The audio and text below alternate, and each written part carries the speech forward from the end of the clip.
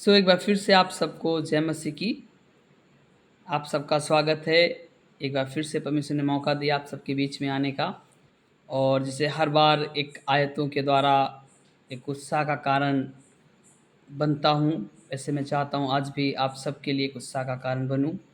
और परमेश्वर की स्तुति हो कि उसने हमें और आपको इस योग्य बनाया कि हम आप प्रभु का वचन सुने और सुनाएं। हालेलुया। आइए हम लोग एक ऐसी आ, तथ्य पे बात करेंगे जो वास्तव में हमारे आपके लिए आवश्यक है। जहाँ पे पौलुस इस बात को लिखता है, फिलिपियों की पुस्तक उसका पहला अध्याय उसकी 6 आयत। यहाँ पे इस प्रकार से लिखा है, मैं आपके लिए पढ़ना चाहूँगा। मुझे इस बात का भरोसा है कि जिसने तुमसे अच्छा काम आरंभ किया है वही उसे यीशु मसीह के दिनों तक पूरा करेगा। हालेलुया। कहने का मतलब है जिसने आपसे अच्छा काम आरंभ करवाया है वही प्रभु यीशु मसीह के आने तक या दिनों तक आपसे पूरा करवाएगा। और हम जानते हैं कि कई बार हमारे काम असफल होते हैं, कई बार हम कामों को कर नहीं पाते, पर सटीक वो समय है जहाँ पे परमेश्वर आपके लिए चुनता है, परमेश्वर आपके लिए समय का निर्धारण करता है, परमेश्वर आपके लिए आर्थिक का निर्धारण करता है, और तमाम जो आपकी ज़रूरतें होती हैं उनको भी परमेश्वर निर्धारण करता है, और आपके जीवन में सही समय पे काम होता है। मेरे प्यारे मित्रों, मैं आपको बताना चाहता हूँ, कई बार आप सबका अनुभव रहा होगा, आप चाहते इस काम को हम इस दिन कर लें, इस घंटे कर लें, इस महीने कर लें, पर आप उस पर ध्यान दें तो उसमें कई साल गुजर जाते हैं। और लोग भी कहते हैं ना, जब परमेश्वर का समय आया तो हो गया। और वास्तव में एक ऐसा समय आता है जहाँ पे आपके पास व्यवस्थाएं हों या ना हों, पर परमेश्वर करा देता है। हालेलुया। वास्तव में जब प्रेरित पौलुस इस बात को लिखता है, और ये जो पुस्तक है वो जब वो कैद में था, जेल में था, वहाँ पे लिखता है और प्रेरित करता, उत्साहित करता है।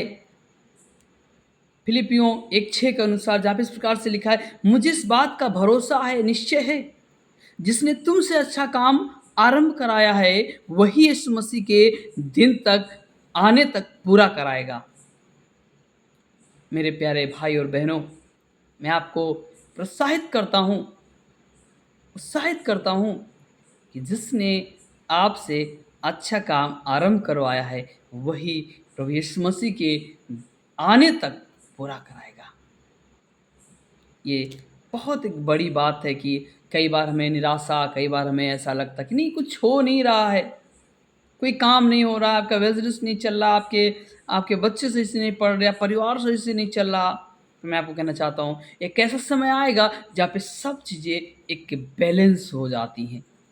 जैसे कई बार आप सोचते ना कि इस काम को इस तरह से करें, पर नहीं कर पाते, पर पिता परमेश्वर एक ऐसे समय को लाता है जो आपके जीवन में बैलेंस बना देता है। हालेलुया। आपको कोई सपोर्ट करे ना करे, आपकी कोई मदद करे ना करे, पर परमेश्वर का वचन कहता है जिसने आपसे अच्छा काम आरंभ कराया है वही यीशु मसीह के दिनों तक पूरा करवाएगा। परेशान ना हो, चिंता ना करें। कई कामों को लेके कई बार हमारे जीवन में प्रेशर होते हैं, दुख होते हैं, तकलीफ़ होती है। तो मैं आपको बताना चाहता हूँ, क्योंकि परमेश्वर का वचन कहता है, हे बोझ से दबे लोगों, तुम मेरे पास आओ, मैं तुम्हें विश्राम दूंगा। परमेश्वर है जो आपको विश्राम देगा, आपको बढ़ाएगा, आपको शांति देगा, क्योंकि वो आपसे प्यार करता है। और ये सच है, जिसने आपसे अच्छा काम आरंभ कराया है वो यीशु मसीह के दिनों तक आने तक पूरा कराएगा। प्रभु की स्तुति हो। ये सच है मेरे प्रियो कि वो परमेश्वर हमारे जीवनों में उस काम को पूरा कराता है। कई बार हम ऐसी निराशाओं से होकर गुजरते हैं, कई बार ऐसी समस्याओं से होकर गुजरते हैं जहाँ पे कई द्वार हमें नज़र नहीं आते, पर मैं आपको श्योरिटी बताना चाहता हूँ, यदि आपके लिए एक द्वार बंद होता है तो कई द्वार परमेश्वर आपके लिए खोलता है। यदि आपके लिए एक दो जगह से निराशा आती है तो परमेश्वर कहीं ना कहीं आपके लिए आशा को बनाता है और आप तक भेजता है। जहाँ से आपके सारे दरवाजे बंद होते हैं, आपको लगता है बीमारी ठीक नहीं हो रही, आपको लगता है परेशानी जा नहीं रही, पर यस, परमेश्वर का वचन कहता है, हे बोझ से दबे हुए लोगो, तुम मेरे पास आओ, मैं तुम्हें शांति दूंगा और आराम दूंगा।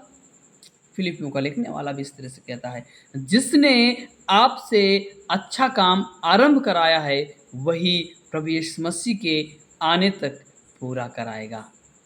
सो मेरे प्रियो, आप खुश रहें, आनंदित रहें और चिंता ना करें, क्योंकि परमेश्वर आपकी चिंताओं को हटाकर आपको आनंद देगा और आपके दुखों को हटाकर आपको मुस्कुराहट देगा, आपके आंसुओं को हटाकर आपको बड़ी मुस्कुराहट को देगा, क्योंकि परमेश्वर आपसे प्यार करता है।